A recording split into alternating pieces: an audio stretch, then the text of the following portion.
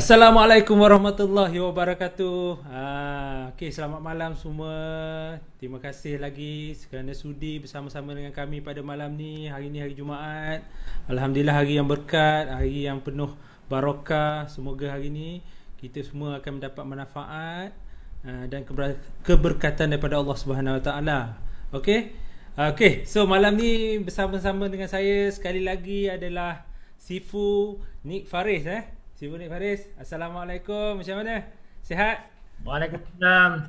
Terima kasih Sifu Zainal atas jemputan episod kedua ni pada hari ini. Alhamdulillah, pada hari Jumaat yang penuh barakah ni kita bersama-sama lagi untuk episod kedua lah, yang mana kami akan mengupas next topik lah yang akan disambung oleh Zainal kejap lagi. Okey, batuk sikit. Okey, so topik malam ni kita nak extend sikit dari perbincangan kita yang sebelum ni, iaitu kita nak bercakap tentang prestasi kerja tak naik masa COVID-19. Bagaimana nak mengatasinya? Itu sebenarnya persoalan yang timbul untuk perbincangan kita pada malam ni. Okey. So macam yang kita tahu bahawa dalam episod lepas kita ada cerita sikit bahawa COVID-19 ni memberi implikasi yang amat teruk lah kepada masyarakat, pada organisasi, pada syarikat-syarikat, sehingga kan ada setengah company terpaksa chef out, terpaksa retrench orang disebabkan tak boleh beroperasi secara penuh, dan juga ada yang tak sempat untuk orang kata mendigitalkan operasi kerja, sehingga kerja terbantut, operasi lingkup, operasi tak berjalan, proses stop. Okay. So hari ni tajuk kita prestasi kerja tak naik masa COVID-19 dan bagaimana cara kita mengatasinya. So malam ni kita nak bincang-bincang samalah dengan Sifu Nik Faris. So kita nak tengok apakah yang menjadi isu sebenarnya, apakah yang memberi impact sebenarnya kepada individu seorang pekerja dan juga majikan. Boleh tak Sifu Faris kita ulas sikit sebelum kita masuk benda ni lebih jauh, sebenarnya apa sebenarnya tajuk kita malam ni nak bincangkan? Okey, Assalamualaikum. Okey, terima kasih Sifu Zainal. Tajuk malam ni sangat menarik. Sambungan daripada tajuk yang lepas yang kita telah kupas secara umum. Walau bagaimanapun malam ni kita masuk sedikit ke dalam. Kita bincang tajuk prestasi kerja kan. Jadi masing-masing pun tertanya-tanya prestasi kerja masa COVID. So apa yang dimaksudkan? Jadi jika kita lihat dalam senario sekarang, senario COVID-19 ni, okey, yang mana ada dua angle seperti mana yang saya share dalam episod lepas. Ada dua aspek yang kita lihat, dari aspek majikan dan juga aspek staff tu sendiri. Mana saya mungkin sebagai staff, anda mungkin sebagai staff juga, Sifu Zainal pun mungkin sebagai staff juga. Okey, apabila kita melihat dari aspek okey, saya pergi kepada staff dahulu. Mana sebelum ni saya merujuk pada majikan, dan kali ni kita mula dengan staff dulu. Okey, staff sewaktu COVID-19, so mereka bekerja dari rumah, work from home. Term yang sangat popular sekarang. So kalau siapa yang pakai WFH, so tahulah dia dari rumah lah dia bekerja. Okey. Kalau kita lihat pada situasi ataupun senario sebelum COVID berlaku. Okey, bagaimana kita bekerja secara normal, kita datang ke office, kita boleh fokus 100% kerja kita di pejabat. Tetapi sebaik saja pandemik ini berlaku, okey, kita kena beralih channel bekerja kita di rumah. Yang mana 100% kerja yang kita tumpukan sebelum ni kepada kerja semata-mata, kita kena pecahkan kepada beberapa percentage. Contohnya dalam kerja office, kerja rumah dan juga kerja family. Contohnya jaga anak ataupun membantu anak-anak belajar. Okey. So percentage kerja kita dah dipecahkan. So dalam masa yang sama, kita turut kena perform kepada syarikat kita. Jadi dalam situasi ni, saya dapati ada di kalangan rakan-rakan sekerja lah. Maknanya sebelum ni rakan-rakan sekerja dengan saya, so mereka menyuarakan kebimbangan mereka dalam sewaktu bekerja dari rumah. So mereka berasa takut, mereka bimbang, adakah mereka ni sebenarnya perform ataupun tak dengan tugasan yang diberikan oleh bos mereka. So mereka melihat dengan beradanya di rumah ni, okey, mampukah mereka menyiapkan kerja dengan mengikut deadline yang diberikan. So persoalan-persoalan ni, kebimbangan ni mereka tak dapat jawapan. So tak banyak forum yang membincangkan bagaimana untuk mengatasi masalah ini. Saya rasa saya pun merasai perkara sama sewaktu berlaku krisis ini seawal bulan Mac, April. So saya pun berusaha untuk cuba adapt bagaimana saya nak pastikan saya ni tak bimbang bila berada di rumah, saya boleh perform. So itu dari segi aspek staff, maknanya mereka bimbang dengan keadaan performa mereka, adakah diterima ataupun tak oleh bos mereka. Itulah yang betul ya?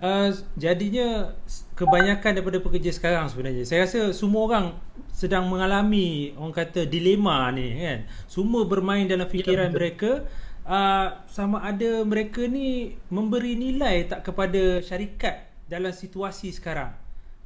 Setengahnya merasakan bahawa mereka ni duduk di rumah dan tak buat apa-apa, dan begitu juga tanggapan majikan pada mereka. Setengahnya mungkin yang perlu pergi office dan melaksanakan, mereka rasa mereka ada value kepada company, dan mereka membuat sesuatu, menyumbang kepada prestasi syarikat.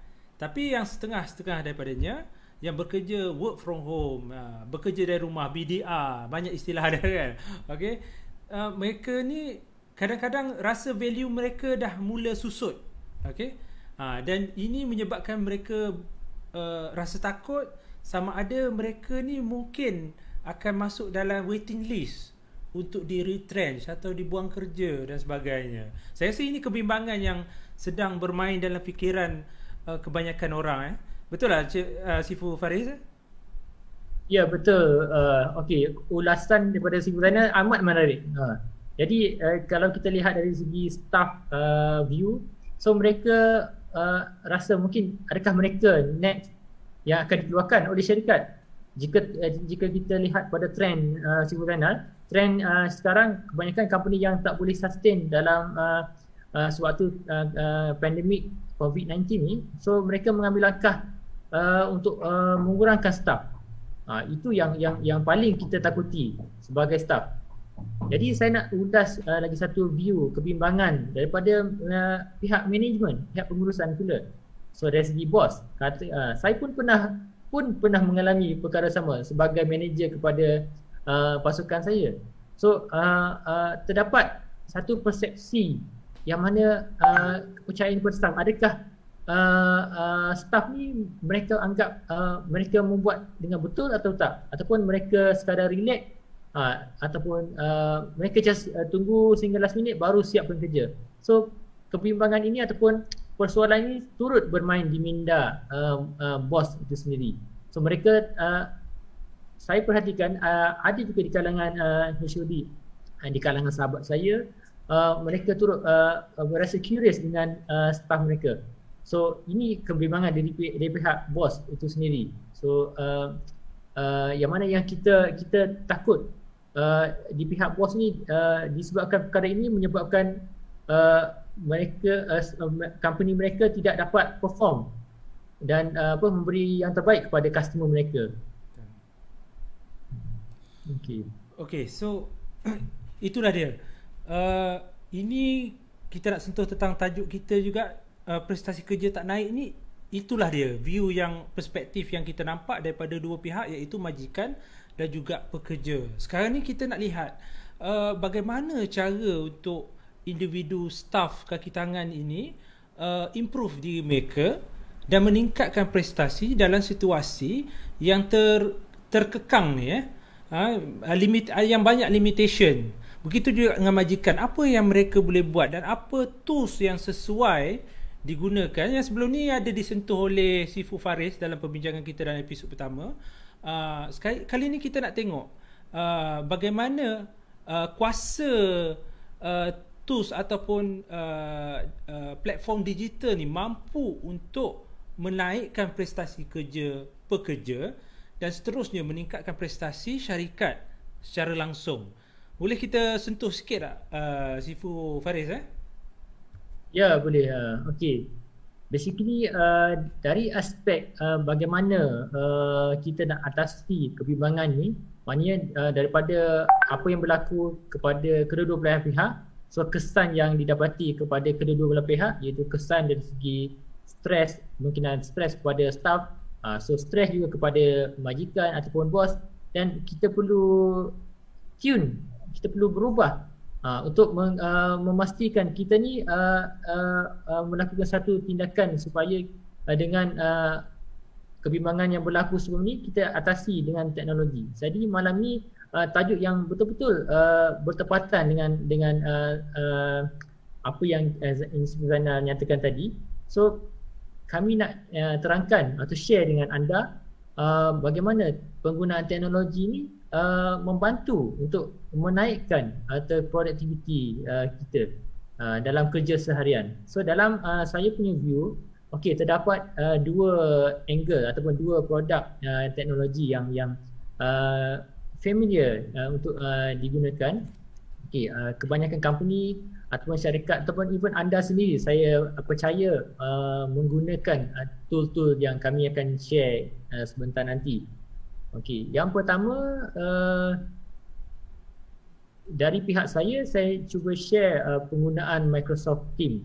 So because saya berpengalaman menggunakan Teams, Microsoft Teams actually tool yang kita katakan productivity tool, so collaboration tool yang mana digunakan untuk berkomunikasi, berkongsi maklumat dan juga menggunakan sharing method, sharing dokumen dan juga diskusi sesama staff.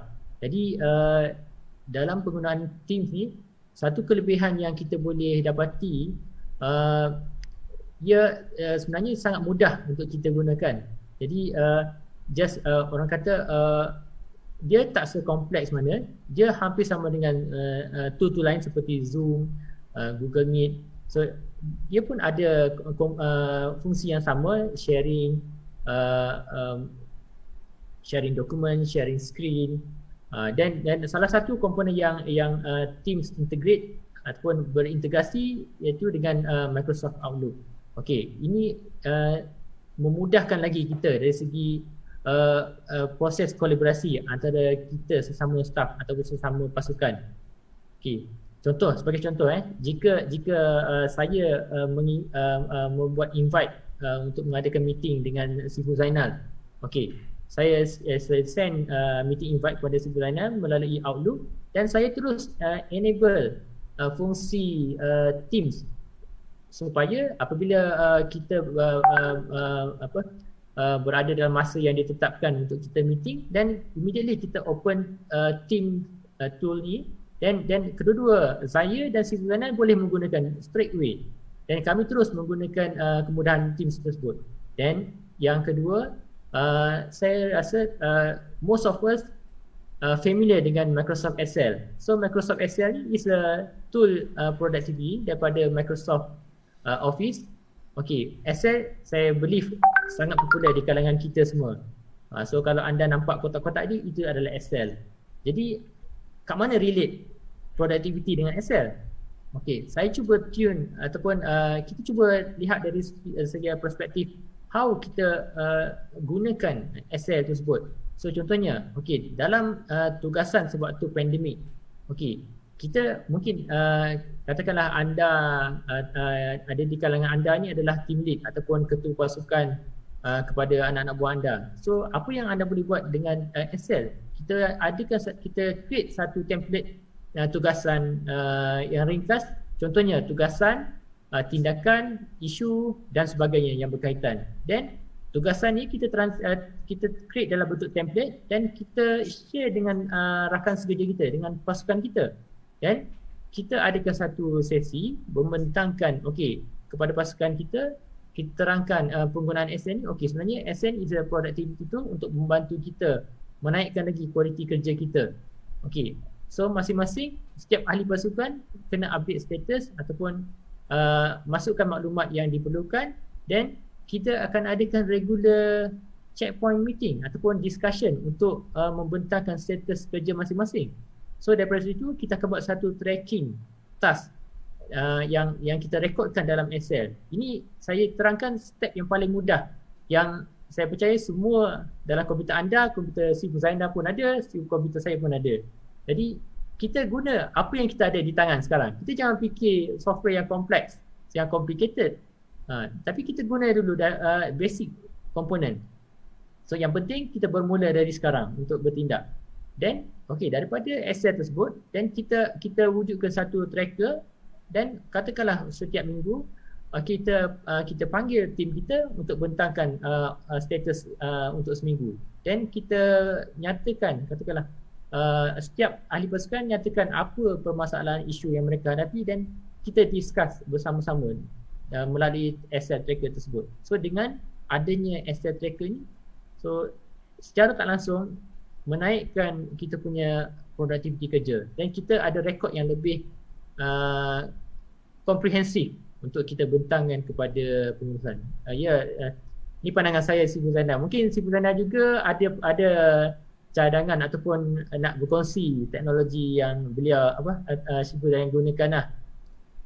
Ya, menarik sebenarnya apa yang dinyatakan oleh Sifu Faris berkenaan penggunaan Teams dan juga Excel. Ya, betul. Saya setuju sebab ramai orang sebenarnya dah ada Microsoft Office punya suite dekat dalam PC masing-masing. Saya rasa lah kebanyakan orang lah semua dah ada install lah. Kadang-kadang beli laptop tu atau PC dah siap install lah semua benda tu kan. So cuma saya mungkin nak tambah sikit lah berdasarkan pengalaman saya sendiri. Selain daripada collaboration tools yang dimasukkan oleh Sifu Faris tadi, yang mana team system tu ada orang kata workspace dia sendiri, tempat perbincangan, penyimpanan documentation, betul penyimpanan documentation, archive dan sebagainya, semua boleh dibuat dalam satu tempat lah. Dan saya pun dimaklumkan juga kalau Microsoft 365 dia ada fungsi macam SharePoint server yang boleh menggunakan business intelligence, BizTalk server dan sebagainya itu untuk memudahkan lagi proses kerja. Contohnya mendigitalkan documentation dan membuat digital signage. Itu dah memudahkan salah satu proses kerja manual yang biasa orang buat, iaitu borang manual. Betul So dah digantikan dengan digital form. Mungkin sekarang pun selain daripada tu penggunaan 365 ataupun team punya sistem, kita ada juga Google Workspace. Ini mungkin ramai pernah dengar lah kan, Google Suite ataupun Google Workspace. Sekarang nama baru dia Google Workspace. Yang dalam tu ada Gmail, ada G Drive, ada Keep, ada software Google Docs, Google macam Excel pun ada. So semua dalam satu tempat, dan boleh buat teleconference guna Google Meet. Itulah collaboration tools yang boleh digunakan. Dan yang penting, yang benda ni boleh didapati dengan zero cost, free. Okay, so macam Google Workspace ni, anda mungkin boleh dapatkan register dan boleh guna dah certain tools tu untuk dalam Teams tu berbincang dan sebagainya, menggunakan tools macam Google Meet dan sebagainya. Itu kebanyakan orang dah tahu. Cuma saya nak bawa ada beberapa lagi tools yang mungkin boleh memberi nilai tambah kepada tools-tools yang ada ni. Okay, yang pertama adalah Luxsuite. Okay, Luxsuite ni fungsinya lebih kurang dengan Google Suite. Cuma kelebihan dia lebih komprehensif sikit, dia punya features. Dia hampir kepada fungsi yang ada dalam SharePoint server. Dia ada documentation punya sharing, dia ada collaboration, dia ada conference, dia ada brainstorming punya features. So siapa yang berminat, saya akan letak link dekat bawah bahagian kita punya description nanti semua, termasuklah team system, Google Workspace, saya akan letak link kat bawah tu. Jadi anda boleh Google dan tengok apa, adakah tools ni sesuai dengan anda. So yang pertama tadi saya sebut Google Workspace, second is Luxsuite, dan yang ketiga ni agak berlainan sikit, nama dia Trello. Okay, Trello. Trello ni dia lebih kepada, mungkin ada setengah-setengah orang pernah dengar tentang Lean konsep ataupun Kanban konsep. So siapa yang tahu tentang Lean dan konsep ni mungkin faham apa yang saya maksudkan. Tetapi Trello ni dia menggunakan konsep papan notis. Dia macam papan notis. Kalau kita tengok dekat office tu, dia ada satu papan dan orang akan letak notice board kan. Orang akan letak tugasan ke, jadual ke, sebagainya. Dia punya konsep macam tu lebih kurang. Cuma dia punya kaedah, dia boleh bermula dengan satu kaedah yang simple, iaitu to-do list. What to do, what are you doing, and what is done. Okay, ada 3 benda tu. To do, doing and done. Okay, so daripada situ sistem-sistem macam Trello ni, dia mampu untuk merekod tugasan dan kita boleh assign tugasan itu kepada kaki tangan. Dan ini memudahkan untuk ketua unit ke, ketua jabatan ke, team lead ke, manager ke, mereka boleh monitor setiap task yang dilakukan oleh kaki tangan mereka. Dan benda ni boleh dibuat secara daily. Dan setiap rekod ni akan disimpan dalam bentuk kalender yang anda boleh view semua tugasan ni. So anda pun boleh export dokumen ni ke dalam Excel. So ini akan memudahkan setengah orang untuk monitor kerja atau task. So saya ada sebut 3 dah tools tu. Dan yang terakhir sekali, satu lagi tools yang saya rasa menarik, nama dia ClickUp. Okay, ClickUp. Okay, dan ClickUp ni dia lebih sesuai untuk tim yang project base. Siapa yang buat project, yang one off punya project ataupun event, sesuai sangat untuk pakai ClickUp sebab dia ada fungsi timeline. Kita boleh buat timeline, kita boleh buat, dan dia juga ada fungsi macam Trello, dia boleh buat Kanban board. Okay, so actually banyak fungsi-fungsi yang ada dalam perisian ClickUp ni. So kalau kita nak ulas malam ni semua tools tu, saya rasa tak cukup masa. Sifu Faris, mungkin kita akan sentuh satu-satu tools ni dalam perbincangan kita masa depan. Dan saya pun ada buat beberapa tutorial yang anda boleh pergi pada page saya, Zainal Official. Anda boleh tengok ada certain tutorial tu, saya akan upload kat situ. Okay, dan mungkin anda juga boleh pergi pada Mudah IT, Facebook Mudah IT, untuk tengok ada tools-tools yang direkomended oleh Sifu Faris sendiri. Okay, so Sifu Faris, so kita pun nampak dah hampir kepada akhir juga perbincangan kita malam ni. Kita target setengah jam je kan. Okay, so tapi mungkin Sifu Faris ada benda nak tambah sikit berkenaan tentang perbincangan kita. So mungkin nak sentuh sikit prestasi kerja ni dia bukannya tentang tools juga. Okay, dia sebenarnya tentang motivasi, dia sebenarnya tentang semangat bekerja dan kejujuran seseorang bekerja tu bekerja. Betul tak Sifu Faris? So kita sebagai kaki tangan sebenarnya tak boleh mengabaikan tanggungjawab sebagai seorang pekerja. Apabila disuruh bekerja dari rumah, work from home, tak semestinya kita kata kita boleh pergi shopping dan sebagainya kan, kita boleh buat benda lain. Kita harus menyediakan diri sekiranya diperlukan kita punya bantuan sewaktu dalam work from home punya situation lah. So boleh Sifu Faris ulas sikit, selain daripada kita cerita pasal tools ni, macam mana untuk kita meningkatkan. Saya nak tambah sikit berkenaan tool yang Zainal mention tadi, iaitu Trello. Saya sebenarnya alhamdulillah saya diperkenalkan Trello ni daripada Zainal sendiri. So alhamdulillah saya start record saya punya tugasan saya, personal job saya dalam Trello, which is saya register dalam smartphone saya dan saya berkongsi dengan Sifu Zainal. Okay, saya minta dia Sifu Zainal check. Okay, is it betul tak cara saya? So bagaimana progress yang saya buat ni, okay ke tak? Jadi saya betul-betul memanfaatkan teknologi ni. So kami sebenarnya bukannya bias pada produk yang kami cerita sebenarnya. So anda kena clear So kami bukannya betul-betul cakap okey produk ni, guna produk ni, bukan. So kami explore, kami share dan kami dapati tu ni membantu kami, membantu saya, membantu si designer. So kami berasa tu ni sangat bagus. That's why kami berkongsi dengan anda semua yang menonton malam ni. Jadi moga dapat manfaat lah daripada perkongsian kami ni berkenaan teknologi yang kami gunakan lah. So kita mulakan dengan apa yang ada di tangan. So itu yang saya selalu terapkan lah dalam kepada siapa yang minta advice. So kita guna dulu yang kita dah ada dan kita cuba naikkan taraf penggunaan tu. Maknanya kita cuba be kreatif lah, maknanya daripada apa yang kita ada ni.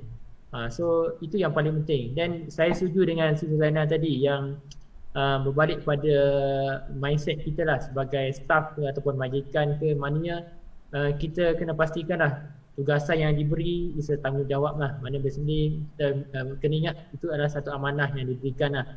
So amanah dari segi tugasan. So mana kita dipanggil bekerja, mana kita bekerja dengan company A, dengan syarikat A. So mana kita telah diberikan skop kerja, mana kita cuma kena laksanakan lah. So tak kira lah dalam situasi COVID-19 ke ataupun situasi normal. So apa-apa pun kita tetap kena siapkan lah, atau kita kena laksanakan tugas sebaik mungkin lah dengan amanah. InsyaAllah itu yang paling penting lah, mindset daripada diri kita sendiri lah. Jadi saya rasa itu Siti Zainal daripada saya lah sebelum kita tutup sesi kita malam ni lah. Itulah, terima kasih banyak lah kepada Sifu Faris. Sebab benda ni sebenarnya amat penting lah saya tengok, untuk kita semua sedar lah. Sebab tak semua orang berpeluang untuk meneruskan pekerjaan sekarang ya. Yang kita tahu, kita bersyukur sebenarnya masih ada yang dapat teruskan pekerjaan. Tapi bagi yang terpaksa diberhentikan ataupun kehilangan pekerjaan sewaktu COVID-19 ni, saya harap anda jangan putus asa.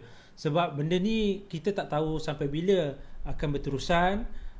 Tapi rezeki itu Allah akan sentiasa bagi, lagi mana kita berusaha dan bersabar dan terus istiqamah dalam apa yang kita buat sebenarnya. So pada yang luar sana yang tengah mencari pekerjaan, teruskan mencari, sentiasa berusaha. Dan yang siapa yang dah ada pekerjaan dan mungkin ada sikit orang kata kelemahan dalam operasi kerja atau proses-proses kerja, teruskan untuk improve sebab kita boleh ikut contoh macam orang Jepun kita pandang ke timur sekejap mereka ada konsep Kaizen Continuum yang mana ia merupakan improvement setiap masa, peningkatan diri setiap masa. Itu yang boleh kita belajar daripada mereka. Walaupun dalam kesusahan, kita tahu di Jepun sana banyak musibah sebenarnya. Selain daripada COVID-19, mereka ada ribut, mereka ada banjir besar dan macam-macam lagi kan. Tapi mereka tetap berusaha untuk improve dan mereka telah membuktikan dengan kejayaan ekonomi mereka dan budaya sosial mereka kan. So itu mungkin kita boleh belajar daripada mereka dah. Okay. Saya rasa kita dah hampir kepada penamatnya. Tapi sebelum tu jangan lupa anda semua like, subscribe dan share pada kita punya Facebook Mudah IT dan juga Zainal Official. Dan juga kita ada anda boleh tengok link pada kita punya YouTube dan sebagainya. Anda boleh pergi dan lawat dan tengok apa yang kami share dengan anda. Dan kami harap anda boleh share dengan orang lain lah juga. Okay. So ada kata-kata akhir daripada Sifu Faris? Jadi terima kasih Siti Zainal atas jemputan sekali lagi episod kedua. Jadi insyaAllah kita akan teruskan siri berikutnya lah. Mana kita akan kupas lagi topik-topik lain yang melibatkan productivity, improvement. So especially fokus pada bidang kita lah, bidang IT itu sendiri. Jadi terima kasih pada penonton anda semua yang menonton. Seperti Siti Zainal nyatakan, sila like, share, so kongsikan juga ilmu yang kami sampaikan ni kepada masyarakat di luar sana lah. Itu saja daripada saya, Siti Zainal. Terima kasih. Okey, sebelum tu jangan lupa komen di bawah, dan sekiranya anda ada sebarang pertanyaan, ada idea yang ingin disumbangkan, boleh letak dalam ruangan komen di bawah. Okay, so kita jumpa lagi pada episod akan datang. Semoga malam ni mendapat manfaat dan diberkati Allah Subhanahu Wa Taala. Okay, kita jumpa lagi. Assalamualaikum warahmatullahi wabarakatuh. Waalaikumsalam.